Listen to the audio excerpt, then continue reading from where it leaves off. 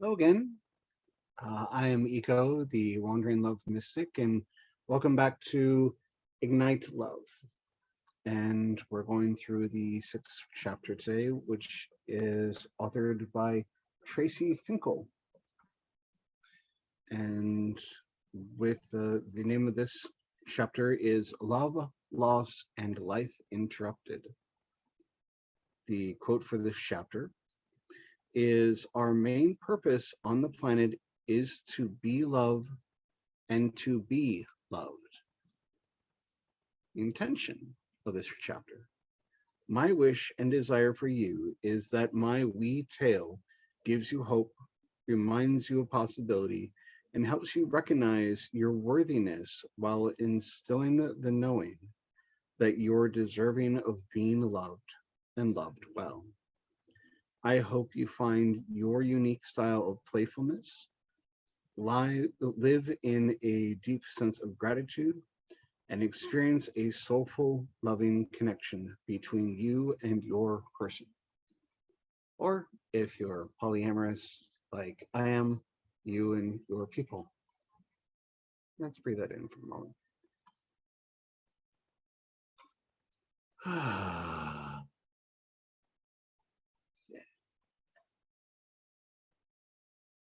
So, beginning the story. My heart-stopping, life-changing ignite moment occurred fairly early in this story.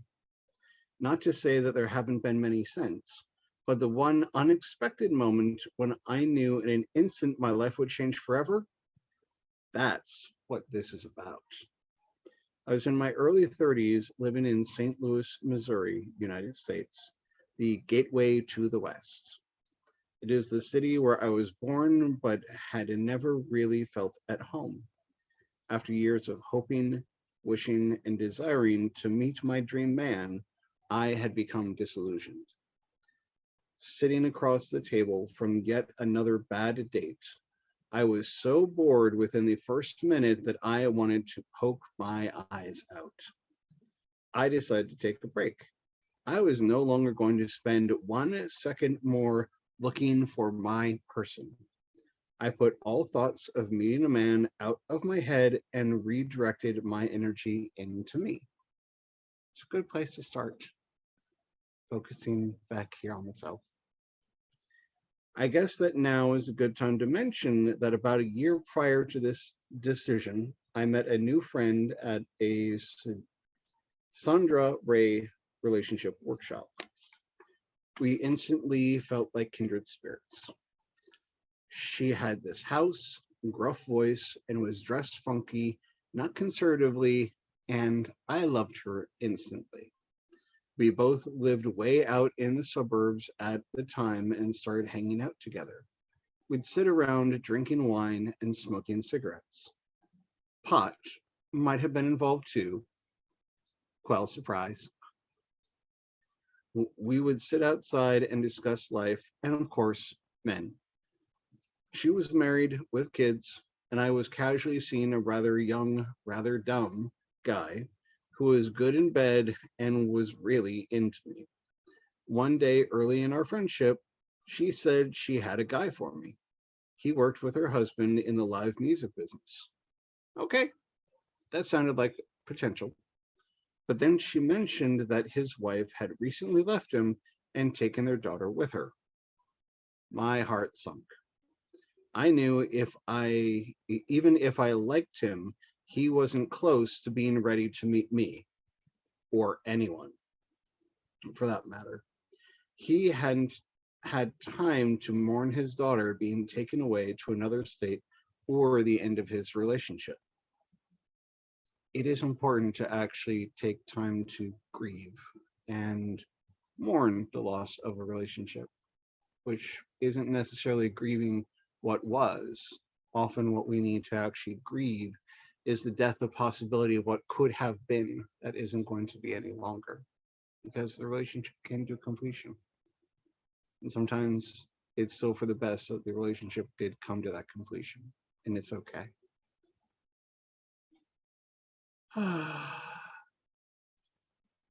All tenderly in my heart.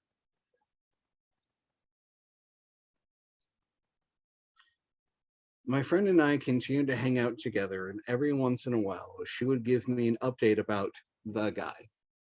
I knew if we were meant to meet, we would, so I didn't pay much attention.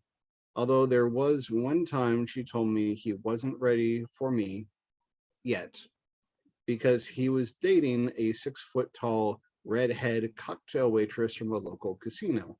I replied, "That's called a hooker." A little bit of jade sarcasm there?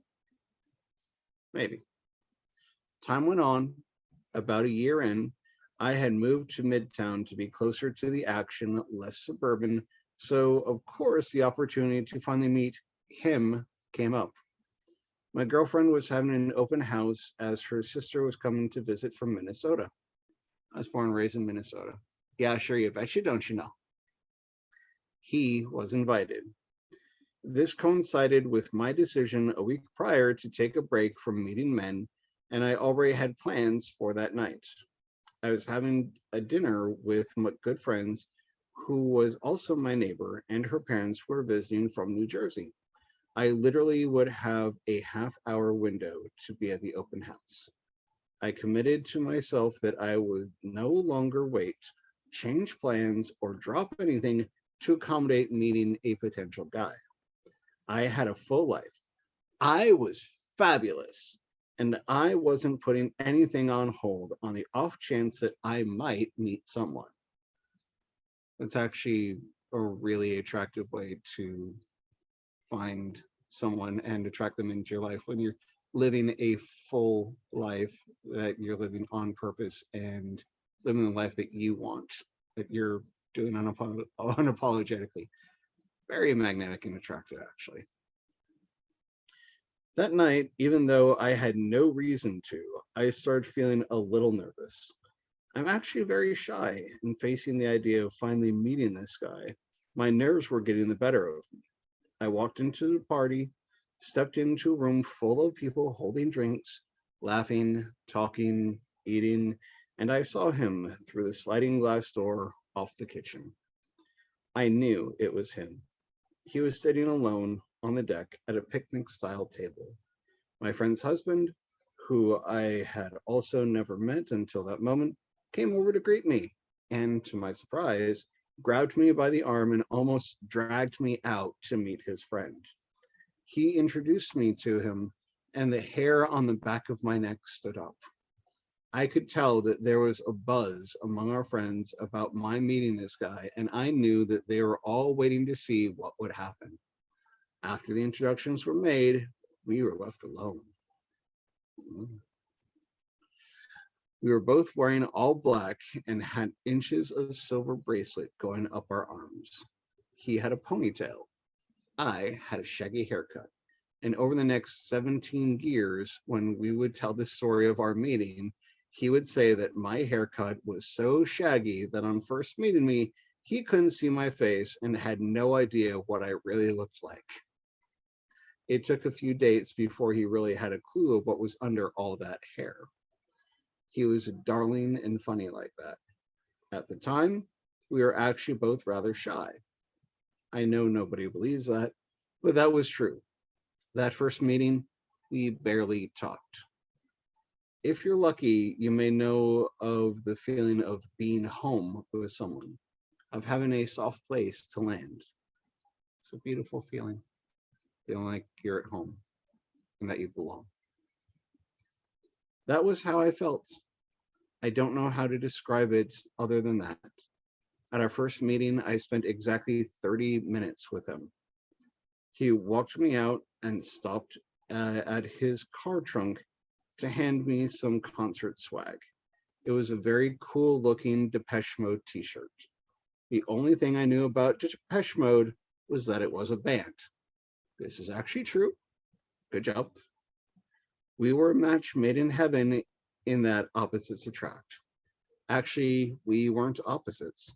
We were almost exactly alike, except for the fact that he was in the music business, a huge music lover, and music wasn't my currency. But that only made it better. It can. It was also the weekend before Memorial Day weekend, 1994. It was a very busy time for him because the concert season was getting underway. There was no doubt I was attracted to this cool, sexy guy in the live music business. As we said our goodbyes, I said we'd have to do it again soon. I told him to let our mutual friend know when I would provide. I told him to let our mutual friend know when, and I would provide the food. It's a good tactic, especially common for the Midwest. Way to a man's heart is through his stomach. I personally love being fed, and I love having food made for me, especially when that food is made from love and caring for and about me. Yeah, it nourishes more than just my stomach. It nourishes my heart and souls too. I left then, heading off to enjoy my planned evening with my friends, my head still spinning from everything that had just happened. When I got to their apartment that evening for dinner, I walked in, I looked at my neighbor and her mother and said, I just met the man I'm going to marry. And I meant it. Something about being with him, as little as we actually talked, made me feel like I could exhale. I was giddy with delight and buoyant. I was giddy with delight, light, and buoyancy, bouncy and exuding joy all over the place. And I was going to marry him. I couldn't have been more serious. I felt it in my soul. It was all the more surprising because I never imagined that I would get married. I certainly didn't think I'd meet someone in St. Louis.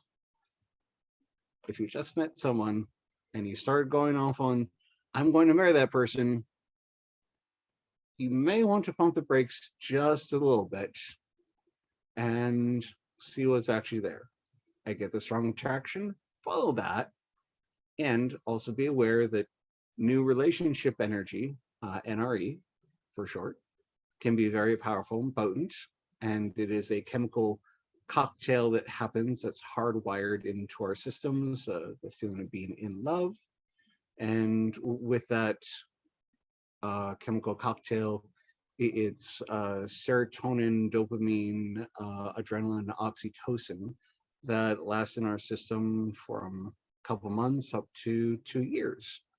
And then once those love drugs wear off, we kind of get a more sobering look at the person, often feeling that they've changed or something changed when you're just getting a clear look at them. This is all normal. It's all okay. We'll see where this goes. And just realize that you're under the influence. It doesn't mean don't pursue it. It's okay. And it can go and work out. Really, it can.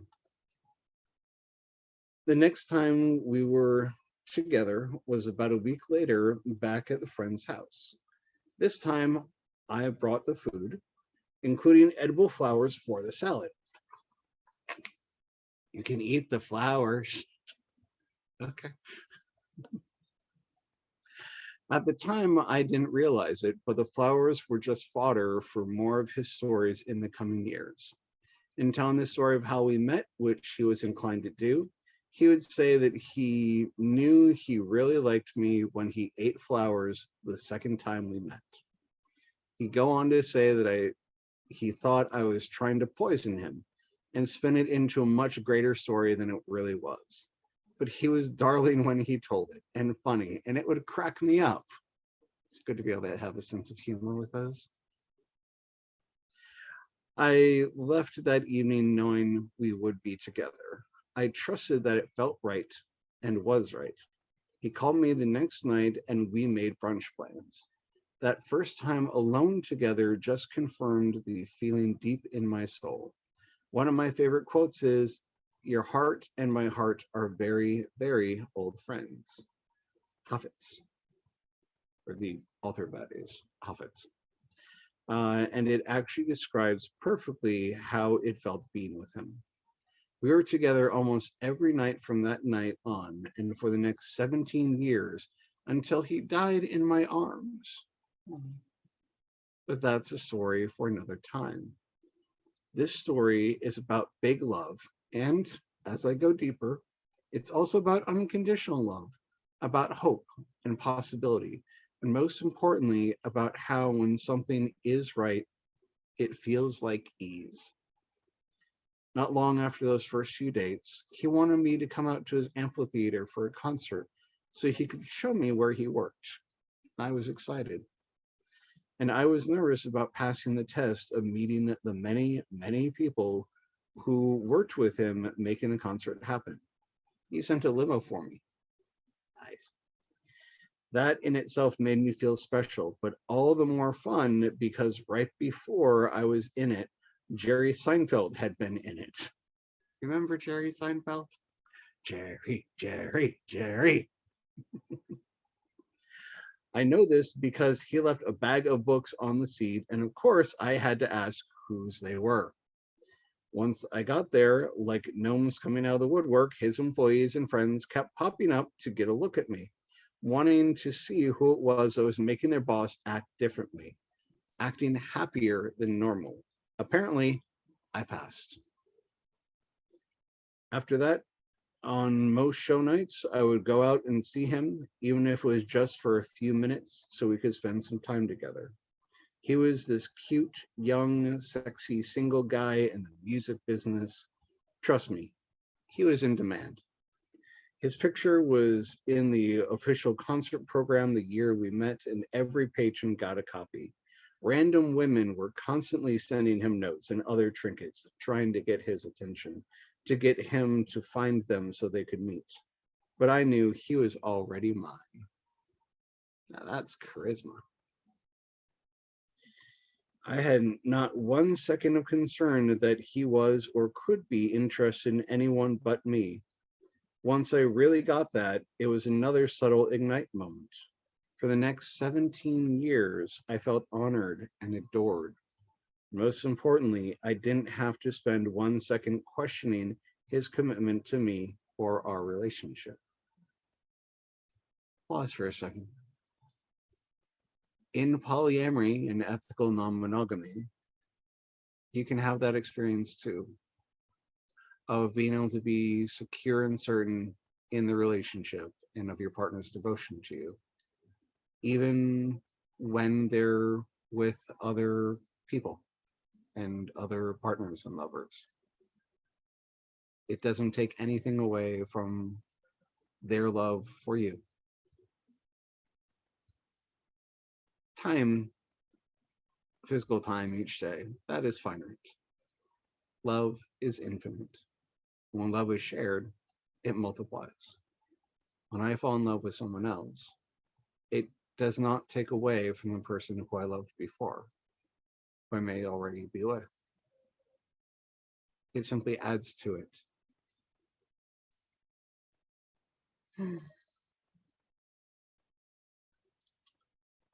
When we first got together, everything I was feeling was so intense that I told him that I couldn't imagine having sex anytime soon.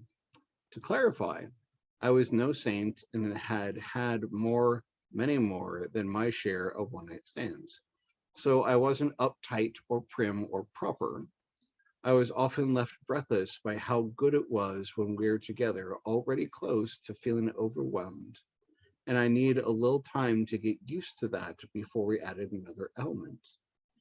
When I told him that, he said that he'd wait as long as it took. I respect that. And this was 1994, well before hashtag Me Too. But to him, there was no urgency. It doesn't mean that there wasn't intimacy. We fooled around plenty. We always filled with laughter and fun.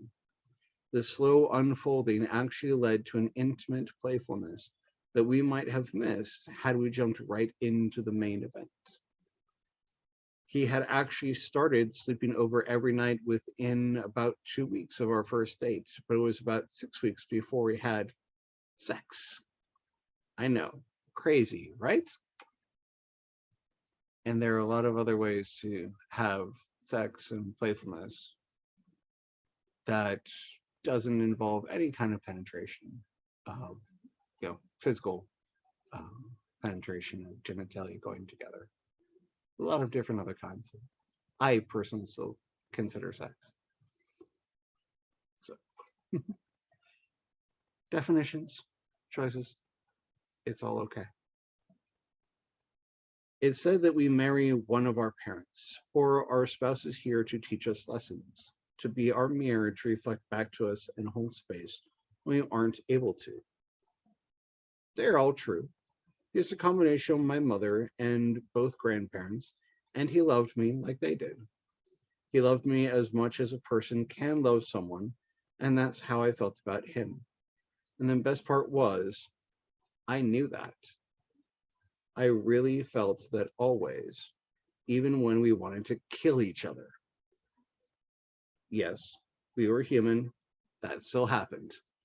Anger is a valid emotion and is completely normal to have moments when you just get so angry at a person and you also still love them. Those are just different parts, and that's okay. Looking back, I see that our biggest fights were almost always occurred on the afternoon of an event of mine he didn't want to attend. Here's a tip. Pay attention and notice if there's a certain pattern for when the shit hits the fan in your life. It took me years to notice that pattern. Yes, human beings often respond in predictable ways. So, and our brain actually does look for patterns. It will recognize it on an unconscious level, even if we don't consciously pick it up. Human beings tend to do things in a habitual pattern-like way, unless there are conscious choices that are made to do something different. We showed our love in 1,000 little ways. He would always take my hand when we were walking, and I would feel him squeeze 3 times for "I love you."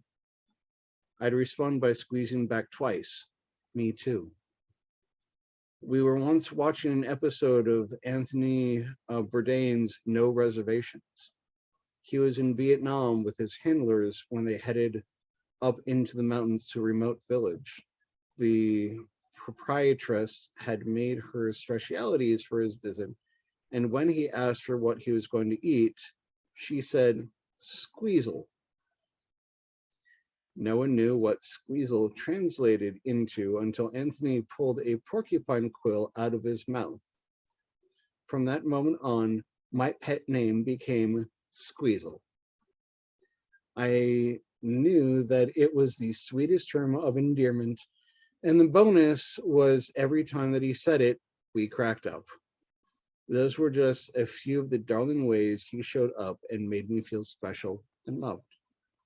He loved me any size, preferred me without makeup, loved that I loved hardware, tools, and big box stores. He loved to shop. I loved that. I liked a loaded SUV and an old pickup truck, and he loved that about me too. He loved to collect things. He loved to go to flea markets and auctions, and I loved that about him, loved doing that with him. He really was the yin to my yang. People that met us would say that they never saw 2 people that more belonged together. They were right. The only problem was it wasn't long enough. But still, grateful doesn't begin to express how lucky I am that I experienced that at all. That we were expected to have it was just that we expected to have more time. I always think we have more time until we don't.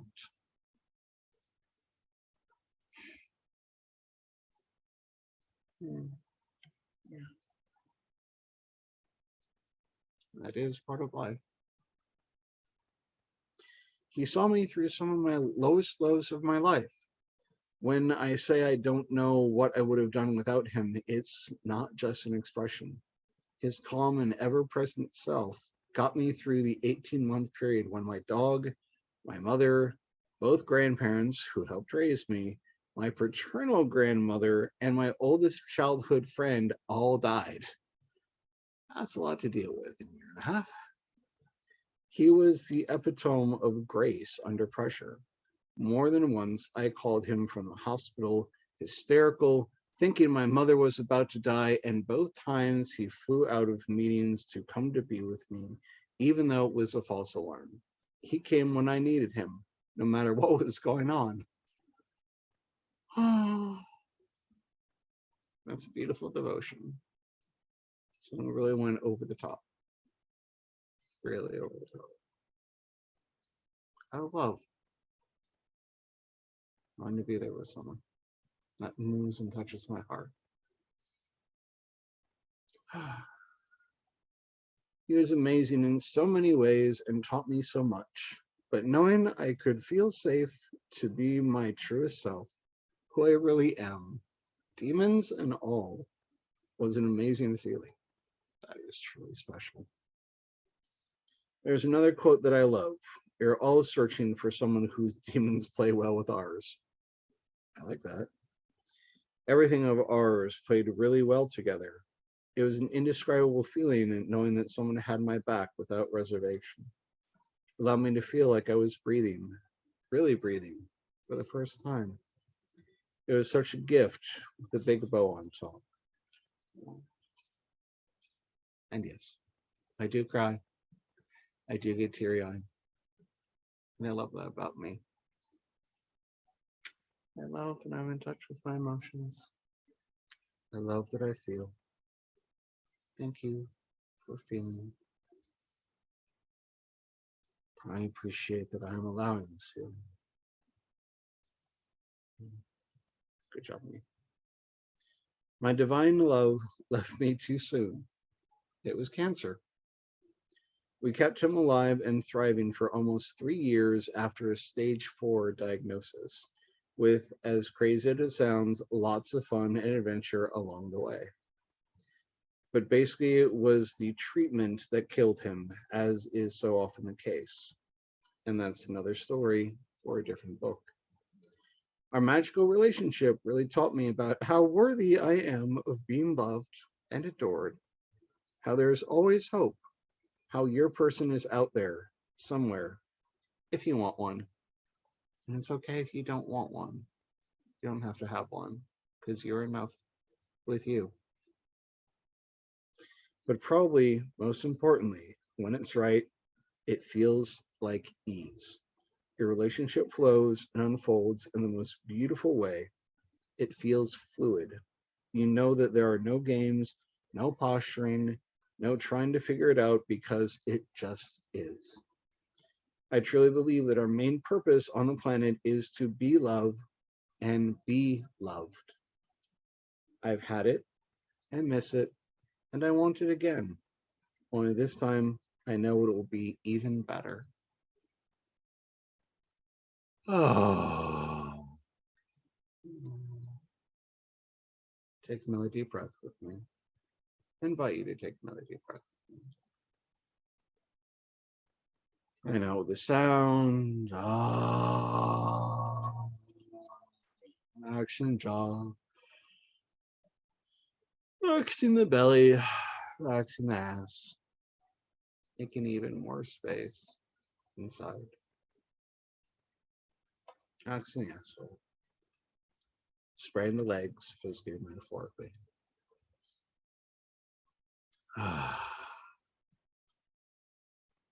Ignite action steps. Here are a few suggestions if you too want to have a magical relationship. First, know that you are worthy of the mad, passionate, toe-curling kind of love with your best friend. It's worth waiting for. Yes, you are worthy. And you are worthy simply because you exist. There's nothing that you have to do to earn that worthiness. Nothing that you can do to lose that worthiness. You are worthy and matter to the universe because you exist. I invite you to breathe that in for a moment. And into the heart. And just in case you still have a challenge with it, By the power invested in me by no one in particular, I hereby declare you now and forevermore worthy. I invite you to breathe that in.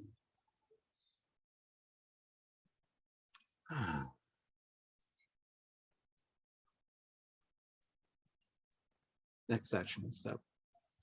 Expose your belly, a little homage to my dachshund, the dogs he loved too. Or he loved dogs too. But it's really about being all in, being willing to expose your most sensitive parts. The right person will only love you more for it, and you may just get a belly rub. Okay, massage out of it. Okay, belly rubs on a person are useful and beneficial too. It does help in aiding in digestion. I have a lover who likes me on occasion to just rub her belly. And if she has an upset stomach, that helps the digestion go along. Her stomach comes down, and she feels loved and cared about and pampered from me literally giving her belly rubs. Yeah. Belly rubs are cool. And hello to all my fellow furries. Yes, I'm a furry too. Wow. Be and stay playful. Have your own secrets together, or rituals, or traditions. Something playful, fun. We'd be in a grocery store, and I would walk down the other end of the aisle looking for something. Next thing I'd hear was, "Heads up!" and a 4-pack of toilet paper would be flying towards me. I would laugh so hard, I almost wet my pants. Things like this were a common occurrence. Have fun and be playful in your relationships. You don't have to take it so seriously all the time. You can have fun. You're allowed to have fun. Be your truest self. It's too exhausting to remember where your dark secrets are hidden. If you can't be your true, honest self with someone, maybe you need to work on that before you find your person. Very true. I find that when we've done our inner work and when I'm honest with myself and then become okay with whatever it is I'm being honest about, finally, it becomes much more easier to share that honesty with other people. I get to tell me my truth first because I'm the one that needs to hear it most. I deserve and need to hear my truth.